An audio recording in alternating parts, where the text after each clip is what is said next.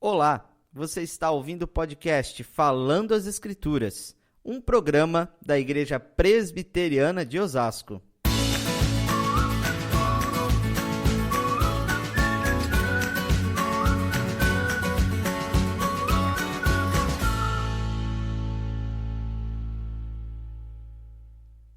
Filipenses capítulo 3, versículos 12 a 16. Não que eu tenha já recebido ou tenha já obtido a perfeição, mas prossigo para conquistar aquilo para o que também fui conquistado por Cristo Jesus.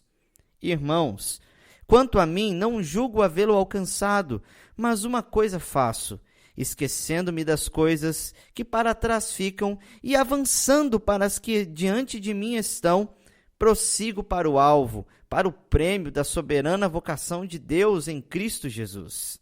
Todos, pois, que somos perfeitos, tenhamos este sentimento, e se porventura pensais de outro modo, também isto Deus vos esclarecerá. Todavia, andemos de acordo com o que já alcançamos.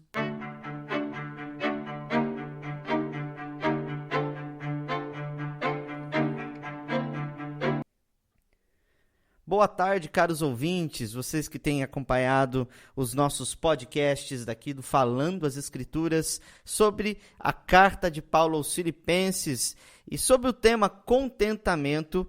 Hoje nós queremos continuar trabalhando, conversando um pouco a respeito deste tema que é tão caro para nós cristãos e tão importante para a nossa vida. Contudo, agora falando aqui no capítulo 3, dos versículos 12 a 16, que acabamos de ler. Durante esses programas, nós temos tido a companhia e a ilustre presença do reverendo Edinaldo Fernandes, do pastor da Igreja Presbiteriana de Osasco, que tem nos acompanhado, comentando este texto conosco e trazendo para nós grandes palavras de edificação. Seja bem-vindo, pastor, ao nosso programa mais uma vez e que esta seja uma conversa tão edificante quanto as outras que nós temos tido aqui no nosso podcast Falando as Escrituras. Olá, Denis e demais irmãos, amigos que irão nos ouvir. O nosso muito boa tarde, dizer da alegria de estarmos aqui mais uma vez. Tem sido, de fato, momentos assim, preciosos a gente poder falar e tentar entender um pouco mais a respeito da Palavra de Deus com aplicações práticas para a vida de todos nós. Bora lá para mais um podcast. Isso aí, pastor. É com grande alegria que a gente tem tido esse privilégio, essa oportunidade. Bom, sendo já direto no tema que nós estamos tratando, nós estamos falando de contentamento, mas a carta de Paulo aos Filipenses, obviamente, ela trata de outros assuntos que estão, de alguma forma, interligados. E olhando para este texto, para esses versículos aqui de 12 a 16, o grande assunto que talvez nos chama a atenção, a palavra-chave para nós debatermos e conversarmos aqui é a perfeição. Nós, na nossa cultura, eu entendo que o ser humano ele está sempre buscando de alguma forma ser perfeito em tudo que ele faz. Perfeito na sua beleza, muitas vezes perfeito no seu trabalho que ele tem realizado na sua empresa, perfeito no seu modo, no seu padrão de vida. A perfeição é algo com a qual todos nós temos muitas vezes lidado no nosso dia a dia, que nós vemos ali o desejo pela perfeição ali de personagens de filmes, literatura, filósofos, o objetivo de grande, de culturalmente falando, um objetivo das pessoas de uma forma geral. Mas a grande pergunta para nós aqui, para começarmos a tratar desse assunto, perfeição, o que significa ser perfeito à luz do texto que nós acabamos de ler? O que a Bíblia nos ensina, especificamente esse texto sobre perfeição? Que eu acho que é um pouquinho diferente daquilo que as pessoas estão acostumadas a pensar a respeito. Muito bem, Denis. Pegando esse gancho aí no que você falou a respeito desse desejo, dessa necessidade, desse anseio que nós temos, dessa busca que é contínua por querer fazer bem feito as coisas, ou por almejar, desejar e buscar essa perfeição, só busca a perfeição baseado na realidade da nossa imperfeição. só desejamos melhorar porque nós temos consciência de que deixamos a desejar, de que algo nos falta. Não é? Isso nos remete exatamente para essa ruptura, para esse distanciamento do nosso relacionamento com Deus, porque vivíamos lá atrás um relacionamento perfeito, onde essa busca pela perfeição não se fazia necessário, porque o homem ele era em si um ser perfeito. Deus o criou, o dotou de habilidades, de uma natureza que era boa, que era santa, que era perfeita, mas o dotou também com a capacidade de escolher aquilo que era contrário a essa natureza. Né? Daí a presença e a realidade do pecado entre nós e em nós, razão pela qual nós nos deformamos. E nós passamos então a viver esse anseio, esse desejo, queremos sempre melhorar, né, em vários aspectos da nossa vida. Isso aponta exatamente para aquilo que um dia nós éramos e aquilo que foi perdido, né? E aí entra esse texto falando a respeito dessa perfeição. E no texto específico, o apóstolo Paulo estava combatendo determinados ensinamentos, determinadas posições ali em Filipos, que por parte de pessoas que estavam ensinando que essa perfeição ela é algo possível nesta vida. E aqui ele está dizendo que não é bem assim. Né? Essa perfeição ela não vai existir neste mundo, ela não vai existir neste ambiente, e há razões teológicas para a gente poder afirmar isso, mas aqui quando ele combate esse posicionamento de que não é possível receber essa perfeição, não que eu tenha já recebido, conforme ele diz, eu tenha já obtido a perfeição, aqui ele está falando a respeito de todas as bênçãos decorrentes da salvação. Elas não se planificaram na nossa vida, elas se iniciaram na nossa vida. Nós já entramos nesse processo a respeito de coisas que, de bênçãos que nós, ou seja, de coisas que nós haveremos de ser, mas que nós não as recebemos totalmente. É o já e ainda não. Já vivenciamos, já experimentamos, já desfrutamos de grandes bênçãos em Cristo Jesus, mas não a totalidade dessas bênçãos. Não é? Então, não é possível nós atingirmos este padrão de perfeição nesta vida por uma razão simples. Primeiro, que nós ainda não experimentamos a ressurreição final. Não passamos por essa transformação do nosso corpo, estamos ainda num corpo com inclinações para o pecado, de maneira que, por mais santos que sejamos, nós ainda temos ou ainda possuímos um coração que se inclina para o pecado. Né? Então, razão pela qual não é possível a gente atingir essa perfeição enquanto a gente não experimenta a consumação final de todas as coisas. É interessante, pastor, porque essa palavra perfeito para nós, às vezes a gente coloca ela assim também como uma coisa assim, né, totalmente pleno, como você acabou de falar. Mas será que a gente não consegue fazer uma relação dessa palavra da palavra perfeição com a palavra maturidade, né? Será que Paulo não está nos mostrando aqui que ele, embora não tenha recebido essa perfeição plena, mas ele prossegue, né, para alcançar de alguma forma essa perfeição, essa maturidade de alguma forma? E aí vem a minha segunda pergunta, né, referente ao texto aqui. É possível nós sermos perfeitos nesse mundo imperfeito, nessa realidade imperfeita? É possível a gente ser maduro, né, numa realidade imatura como a nossa, num mundo que só, vamos dizer assim, expressa imaturidade em muitas coisas? Será que a gente consegue isso nessa vida, né, ainda que não de forma tão plena como o apóstolo Paulo tenha falado aqui, no versículo de número 12? Denis, a tua colocação é bem interessante, porque eu ia tocar exatamente nesse ponto, que nós podemos sim substituir essa palavra perfeitos pela palavra maduros, não é? Creio eu que talvez a ideia, o termo grego dessa palavra seja o teleios, que exatamente traduz essa ideia, né, de maturidade, de pessoas adultas, de pessoas realmente experimentadas, pessoas íntegras e assim por diante. Então, o conceito maturidade, ele cai muito bem nessa expressão. E é muito interessante que essa maturidade, ela pode sim, e ela deve sim ser almejada por todos nós. né? Aliás, a Bíblia condena a infantilidade perpétua. Aliás, a Bíblia diz que isso não é uma condição de um crente já experimentado, de um crente que já tem uma rodagem na vida cristã. Por isso que ela compara a conversão como um novo nascimento que agora começa um processo de crescimento, de desenvolvimento, onde a gente vai recebendo os alimentos necessários para cada fase, para cada momento, para cada faixa etária aí da nossa vida, até a gente chegar no momento da maturidade. O apóstolo Paulo combateu muito a questão da infantilidade quando ele escreve a sua carta aos Coríntios.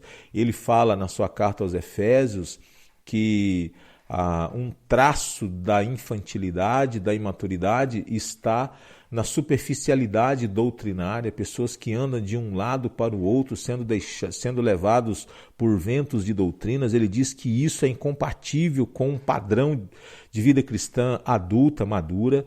O apóstolo Pedro diz que nós devemos crescer no conhecimento e na graça, ou seja, a infantilidade ela é incompatível com a vida cristã.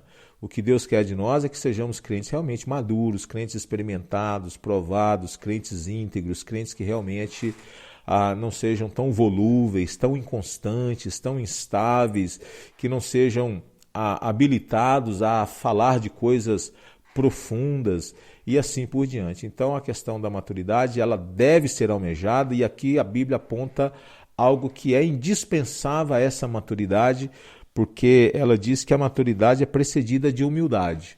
Ou seja, quando a gente tem exatamente a consciência de que não chegou lá, quando a gente tem exatamente a consciência de que há um caminho que precisa ser percorrido.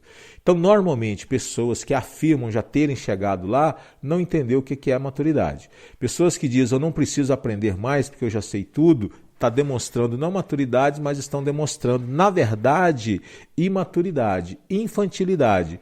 Porque enquanto Cristo não vem, a Bíblia diz, crescei. Crescei. Então, essa maturidade, ela deve sim ser buscada e ela é precedida por humildade. O apóstolo Paulo, ele retrata isso aqui, né?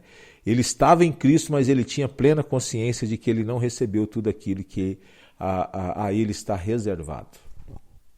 É interessante essa colocação, pastor, porque muitos de nós, às vezes muitas pessoas se acham perfeitas em tudo que fazem, né? E muitas vezes acabam colocando elas mesmas como parâmetro, né? Assim, eu sou o parâmetro, né, de perfeição em determinada área do conhecimento, em determinada área da vida, e acaba colocando ela mesma como um paradigma de perfeição para que os outros olhem para ela e sigam no seu exemplo, né? É claro que isso de uma maneira pejorativa, né, de uma maneira pecaminosa. Olharmos para Jesus sempre vai nos dar esse sentimento de que nós precisamos cada vez mais, essa consciência. Olhando para Cristo, eu ainda tenho um caminho longo, uma jornada longa ainda a percorrer, né? Então, dado este comentário, né, que acabei de fazer, o que então deve um cristão fazer para obter essa perfeição, essa maturidade? O que está ao seu alcance? O que o texto nos mostra aqui? O que nós precisamos agir? De que forma nós precisamos responder, talvez seja a melhor palavra, para que consigamos então obter essa perfeição, esse teleios, né? Essa maturidade na nossa vida cristã? Bom, Denis, o texto ele tem uma recomendação muito preciosa, onde o apóstolo Paulo ele compartilha aqui a respeito daquilo que ele fez, não é? Quando ele diz que, irmãos, eu não o julgo havê-lo alcançado, mas uma coisa faço, esquecendo-me das coisas que para trás ficam e avançando para as que diante de mim estão, eu prossigo para o alvo, para o prêmio da soberana vocação de Deus em Cristo Jesus. Bom, eu creio que essa maturidade ela não é baseada nem nos nossos feitos e nem nos nossos defeitos, não é?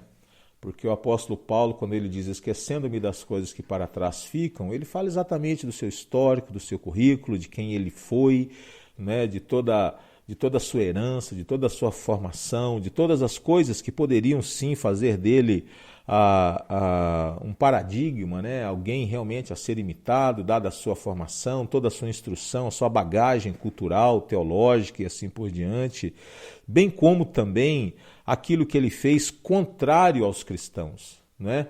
O que ele havia feito de bom em relação ao judaísmo, mas o que ele havia feito de ruim também em relação aos cristãos. Isso estava no currículo dele.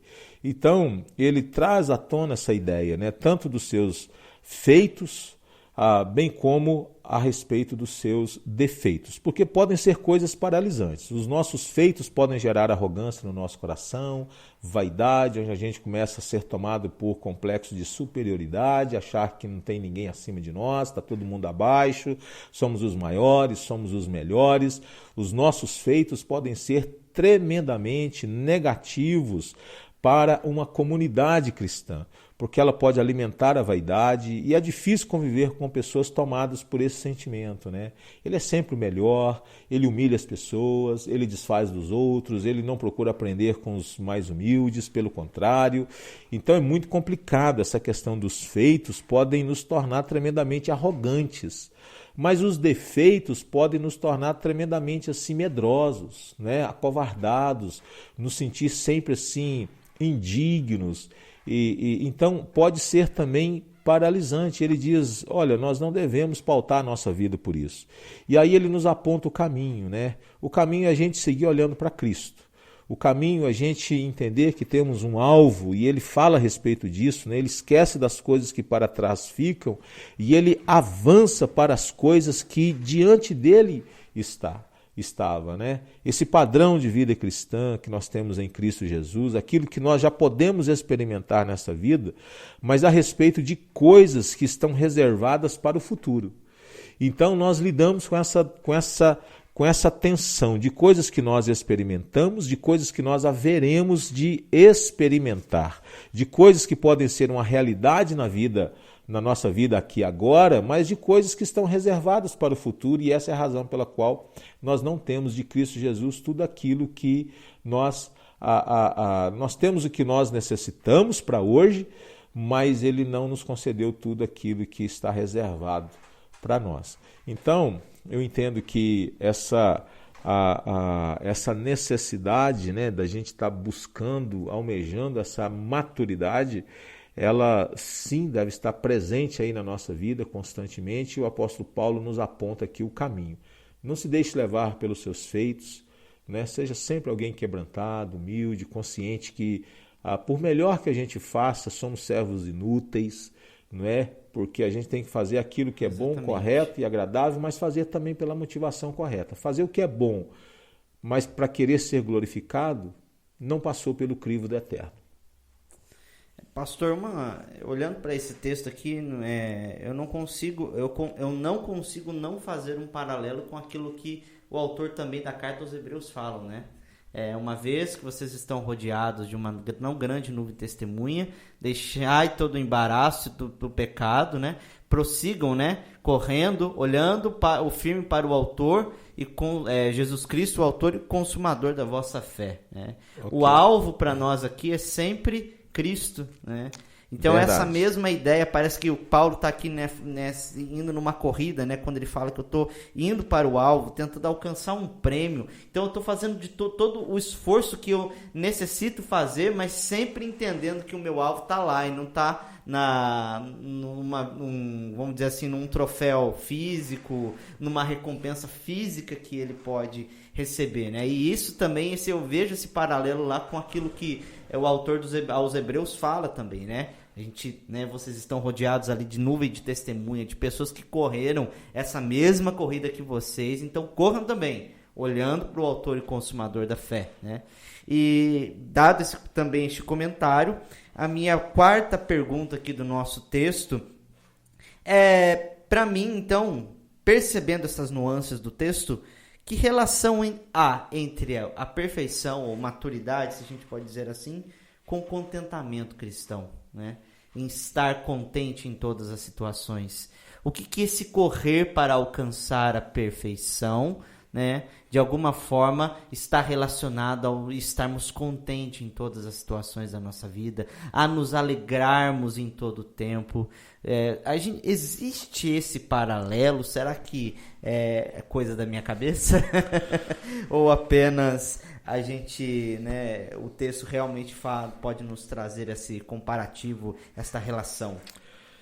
Bom, Denis, eu acho que a relação, certamente a gente não deve forçá-la, ela deve ser natural e ela deve ser extraída do texto, nós podemos fazê-la sim. Porque, veja bem, o texto que você citou de Hebreus 12 é muito pertinente, porque o autor ali ele usa uma expressão muito joia. Ele fala do seguir olhando firmemente para o autor e consumador da nossa fé, que é Jesus Cristo, né? Eu gosto muito da expressão olhar firmemente, porque significa olhar tão somente, olhar unicamente para Jesus. É essa a ideia do texto. E quando a gente traz isso para o texto que nós lemos, o apóstolo Paulo aqui, ele nos ensina uma coisa muito preciosa. No verso 14, quando ele diz, eu prossigo para o alvo, para o prêmio da soberana vocação de Deus, aqui ele nos convida a pensar a respeito de uma realidade muito interessante, é desejar na terra aquilo que nós seremos no céu, né? Quando ele diz, eu prossigo para o alvo, ele está falando de uma semelhança com Cristo aqui e agora.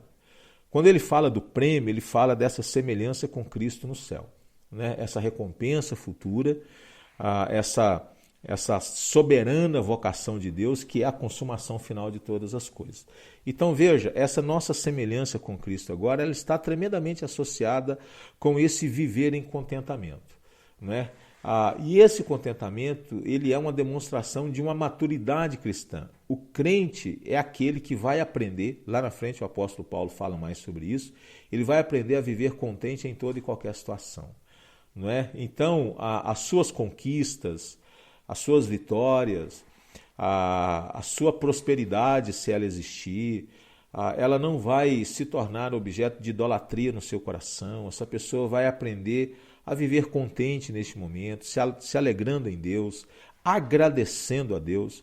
Da mesma forma, se ela estiver passando por momentos de privações, ela vai continuar demonstrando gratidão, porque o seu contentamento ele não está condicionado às circunstâncias da vida. Se tem muito, ok, a pessoa está contente, se faltou, ele está descontente, está aborrecido, está com raiva de Deus, não é?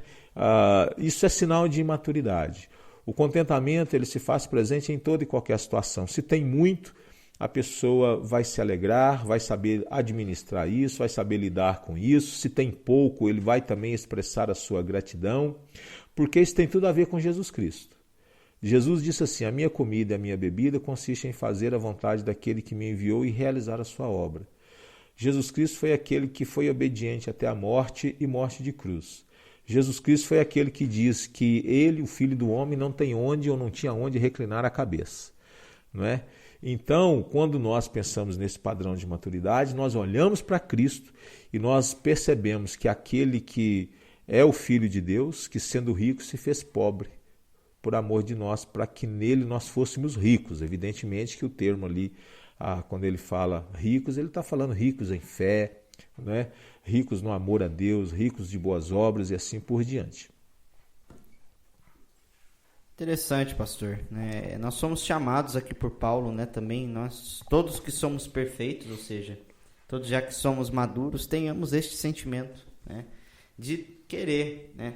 Olhar para o alvo, de tornar-nos mais parecido com Cristo. E ele foi contente em todas as coisas, né? Cristo é o verdadeiro paradigma do contentamento cristão, porque ele soube de fato, né, desfrutar de uma vida, da alegria que existia aqui neste mundo caído ainda, apesar mesmo dele ser Deus perfeito, em toda a sua natureza humana também perfeita.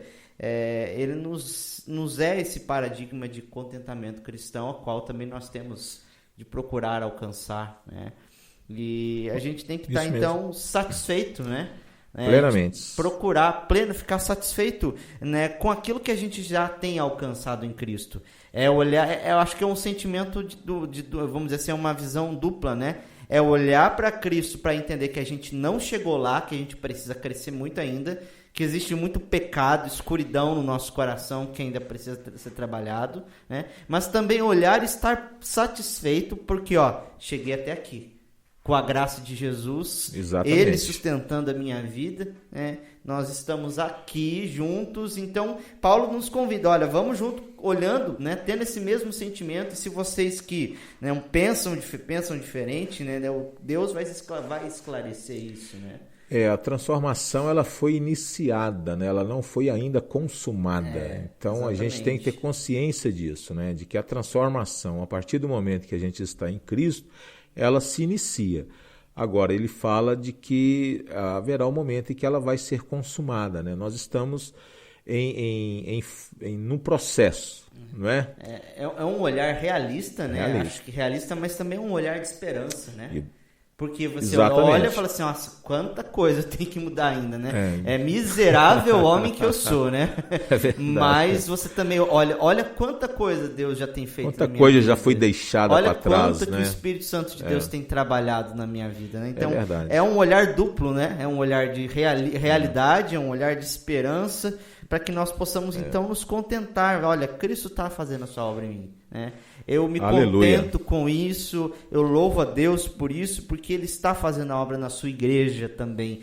A gente vive sempre comentando nas nossas conversas, né? Acho que como todos os pastores, né, estão preocupados com a igreja, em que a igreja seja aquilo que ela precisa ser. E esse texto nos mostra de forma clara que a igreja precisa ela estar correndo, ela precisa alcançar a perfeição, estar satisfeita com aquilo que Cristo já tem feito na vida dela. E às vezes a gente olha, a gente vê a igreja, tantos erros, tantas, né, deficiências e fala, Senhor Deus, tenha misericórdia. Mas a gente também tem que olhar com gratidão e pensar, olha o que o Senhor já está fazendo. Olha o que o Senhor já fez. É verdade. Né? A gente precisa muito disso, pastor, nos dias que a gente está vivendo. Parece que a gente parece muitas vezes perder a esperança nesses momentos, né? E então acho que para finalizar aqui o nosso podcast de hoje, eu só peço aí para você, né, resumir a mensagem desses versículos em uma frase aí. Se você pudesse resumir, né, esses versículos todos numa frase, que frase seria essa? Denis, eu vou falar algo que eu fiquei pensando aqui, né, à luz do que você falou aí no final, à luz do que o texto nos convida a pensar. Eu acho que a gratidão talvez seja algo que resuma isso. Gratidão por tudo que Deus já fez, né? Gratidão quando a gente olha para trás e vê essa obra iniciada na nossa vida. Gratidão pela bondade dele em nos sustentar, em nos transformar, nos quebrantar.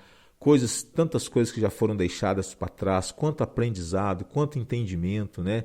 Quanto desenvolvimento. Eu olho assim para a minha vida e fico pensando nos primeiros anos de novo convertido. Hoje eu tenho plena consciência disso, do quão pouco eu sei, mas comparado ao início da caminhada cristã, meu Deus do céu, é uma coisa assim para realmente agradecer a Deus, louvar a Deus, sabe? E então eu acho que a gratidão ela está muito presente. Por quê? Gratidão pelo que Deus faz na nossa vida, gratidão pelo que Deus faz na vida dos outros, gratidão pela comunidade, gratidão pela igreja.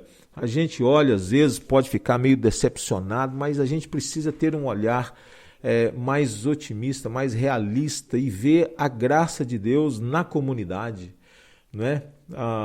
Estava aqui hoje conversando com o presbítero Luiz Miller. E aí, antes dele sair, eu falei assim, irmão, ore por nós. E ele fez uma oração, eu gostei da maneira como ele orou. Ele disse que a gente pode crescer 20% e não diminuir 20%. Gostei da oração do irmão. Eu falei, é isso mesmo? A gente às vezes fica negativista demais, pessimista demais. A gente tende a ver as coisas apenas, o copo... meio vazio. Meio vazio, não meio cheio, né? Então a gente tende a pensar sempre do lado ruim. E esse texto nos convida a olhar, olha o que Deus está fazendo, olha como Deus está agindo, olha como que Deus está alcançando vidas, olha como que Deus está transformando vidas. Vamos ser mais pacientes, vamos ser mais amorosos, vamos ser mais bondosos, vamos ser mais humildes, vamos ser mais solidários, vamos ser mais pacientes com as pessoas, vamos a viver essa comunidade de maneira mais intensa. Às vezes a gente fica assim muito preocupado em querer departamentalizar a igreja. Isso é um fracasso. Ou seja, se a pessoa faz parte do meu departamento, que coisa boa, mas se a pessoa não agrega ao meu departamento, eu não estou nem aí. Não pode, nós precisamos pensar coletivamente, nós precisamos pensar de maneira mais ampla. Se a pessoa não está no meu departamento, mas faz parte desse corpo que é a igreja, não importa onde ela esteja servindo, desde que ela esteja integrada, envolvendo, servindo, se doando. Então, olha, meu irmão, louvado seja Deus. Se você não pode ajudar aqui nesse setor, não tem nenhum problema, mas olha, quero ver você se desenvolvendo, quero ver você crescendo, quero ver você compreendendo cada vez mais essas verdades da palavra de Deus, quero ver você servindo cada vez mais e melhor a igreja do Senhor Jesus. Conte comigo, estou aqui para te ajudar. Olha, eu entendo que nós precisamos realmente, isso é sinal de maturidade. A imaturidade vai dizer o seguinte: se fulano está ajudando aqui no meu setor, ok, maravilha, se não está, eu deleto, né? Mas a maturidade, ela pensa coletivamente. Exato. A maturidade, ela não segrega, a maturidade, ela não departamentaliza as coisas, né? Não individualiza as coisas. Não olha só para mim, para minha caminhada, mas eu olho para a caminhada do meu irmão, né? E é interessante que Paulo faz isso, porque ele começa o texto falando dele e depois ele vai para os irmãos. Olha, coletivo. Irmãos, todos estamos nessa, né? Tenhamos esse sentimento. Andemos de acordo com o que já temos alcançado. Isso é maturidade. Isso é maturidade. Não é olhar só para aquilo que eu vivi, para aquilo que a minha história, para aquilo que eu presenciei. Que eu quero. Eu quero, para os meus objetivos, mais para a vida do meu irmão. Exatamente. Né? É isso aí. Isso é precioso. Precioso demais, né, para nós. É transformador, né? A gente deixa de olhar para o nosso próprio umbigo e a gente tenta pensar o reino de Deus. Se a gente está numa pequena comunidade, então vamos louvar a Deus pelas pessoas que fazem parte dessa comunidade, onde elas estiverem servindo, vamos ajudar, vamos apoiar, vamos encorajar, vamos animar, vamos pensar coletivamente. Né? Não individualmente. Uma pequena igreja, ainda que ela não tenha lá tanto o seu hall de membros e seguidores nas suas contas digitais tão grandes, ela pode ser uma boa influenciadora do lugar. Pode, deve ser. Né? Deve ser, né? Não por conta dos seguidores que ela tem, ou da mídia, ou das coisas que ela possui, mas pelo que ela é de fato, né? Amém. Que sejamos essa igreja influenciadora, em nome de Jesus, né? Em Cristo Jesus aí, para a glória de Deus, glória do Senhor. Né? Amém. Amém, irmãos. Nós terminamos aqui hoje o nosso podcast, falando as Escrituras. Tem sido conversas particularmente aí muito boas para nós, para a minha vida, e acredito que também para o reverendo Edinaldo, que tem participado aqui conosco. Temos um ouvinte assíduo aqui que tem comentado sempre comigo, que é um amigo meu muito querido que está como missionário, que é missionário lá na Romênia. Quero deixar aqui o abraço para o Jason. Ei, Jason! O Jason tem sempre ouvido os nossos podcasts, tem acompanhado, né, sugerido. Grande abraço, querido. Temas aqui preciosos para nós. Recebe o abraço também nosso, da Igreja de Osasco. Nós estamos acompanhando aí também a vida de tantos missionários que estão lá no campo, né, lidando aí com a pregação, fazer discípulos. Então, acompanhe conosco, irmãos. Continue aí nesta saga. Compartilhe. Olha, não custa nada você mandar no WhatsApp, você não mandar lá o áudio, o link do Spotify, do Deezer, ou mesmo para o link lá do Spreaker para a pessoa baixar ali e ouvir. Né? É uma coisa tão prática, você pode ouvir lavando louça, você pode ouvir no carro, você pode ouvir fazendo uma caminhada, você pode ouvir ali numa esteira, e tem tantos lugares para ouvir o podcast. Então, compartilhe essa ideia que nós temos aí, porque nós queremos influenciar as pessoas, não apenas os nossos irmãos que têm nos ouvido assiduamente, mas também aqueles que não conhecem a nossa comunidade, que não têm acesso ao nosso pensamento, ao pensamento das Escrituras. Então, queremos influenciar tudo isso de forma positiva a vida cristã, né? E também pregar o Evangelho, que é o primordial aqui nessa questão. Né? Então, Deus abençoe sua vida, né? E que até sexta que vem, se assim Deus permitir. Grande abraço.